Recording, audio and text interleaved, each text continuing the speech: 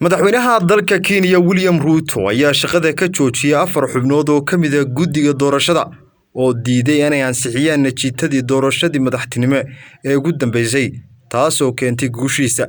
Ruto ayaa ku dhawaaqay in maxkamad ay baaritaan ku sameyn doonto 4 mas'uul oo lagu eedeeyay inay ku xadgudbeen sharciga kuna kaceen anshaxumo weyn iyo xulgudasho la'aan taas oo keeni karta in ugu dambeyn laga eriyo xilalka ay hayaan.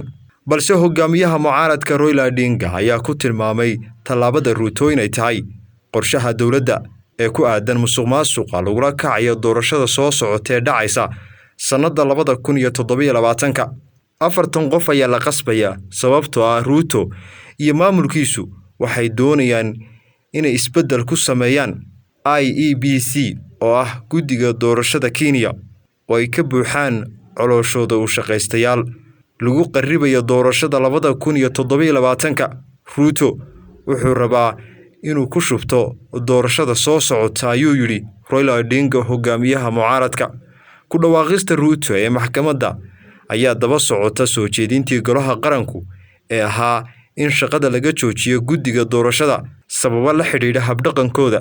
Ku dhawaaqista Ruto ee maxkamadda ayaa daba socota soo jeedintii golaha qaranku ee ahaa in shaqada laga joojiyo guddiga doorashada sababo la xiriira habdhaqankooda intii lagu guda jiray doorashadii Agoosto ee sanadkan.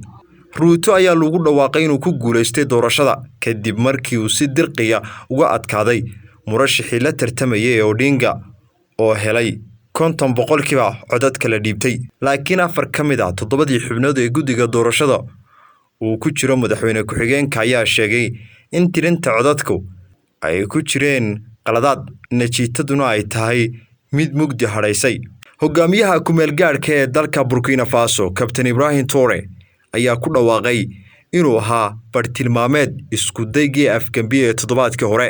Kulan uu la yeeshay ururada bulshada rayidka ayuu xaqiijiyay inuu dhacay isku day afgambi. Wuxuu sheegay inuu garanayo cidda ka dambeysay afgambigii dhicisoobay laakiin aanu doonayn inuu xidho maadaama uu door biday wadahadal xaaladan uu dajinayo. Kabtankan ayaa wuxuu xukunka dalka Burkina Faso la wareegay 30 September ee sanadkan isagoo afgambi ku qabsaday. Wuxuu meesha ka saaray taliyihii isaga ka horeeyay Corneille Bawel Dambiba oo isaga laftigiisu xukunka ku qabsaday afgambi. Kaniisadaha iyo masaajidada ku yaala magaalada caasimadda ee dalka Kenya Nairobi ayaa lagu booriyay inay ka fikiraan yareynta codadka xoogan ee ka soo baxaya goobahooda. Bartiisa Twitterka ayuu barasaabka ismaamulka magaalada Nairobi ku sheegay inuu wadahadal la yeelan doono hogaamiyaasha diinta si loo xakameeyo heerka codadka. Magaaladu waxay dhawaan madnuucday goobaha lagu caawiyo ee sawaxanka xoogan leh gaar ahaan kuwa ku yaala goobaha deegaanka kadib cabasho ka timid dadka deegaanka oo ku saabsan buuqa iyo sawaxanka. Dad badan ayaa dalbaday in sidoo oo kale loo madnuuco codadka ka soo baxaya goobaha cibaadada.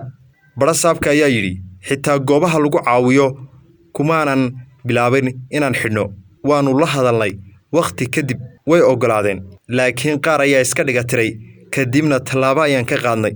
Gudoomiyaha ayaa sheegay inuusan xidhi doonin goobaha cibaadada balse taa beddelkeedu bilaabay wada xaajood uu la yeelanayo hogaamiyaasha cibaadada. Nairobi ayaa waxa ku yaala tiro badan oo kaniisada ah halkaas oo muusiga qaylada badan uu ku badan yahay xilliga cibaadada.